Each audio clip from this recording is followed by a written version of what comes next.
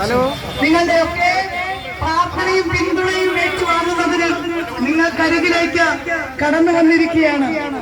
നിങ്ങളുടെ പ്രാർത്ഥനയും പിന്തുണയും കൈപ്പറ്റിയ അടയാളത്തിൽ വോട്ട് രേഖപ്പെടുത്തണമേ എന്ന് ഒരിക്കൽ കൂടി അഭ്യർത്ഥിച്ചുകൊണ്ട് നിങ്ങൾ നൽകിയ സ്വീകരണത്തിന് ഹൃദയം തുറന്ന് നന്ദി പറയാൻ ആഗ്രഹിക്കുകയാണ്. 5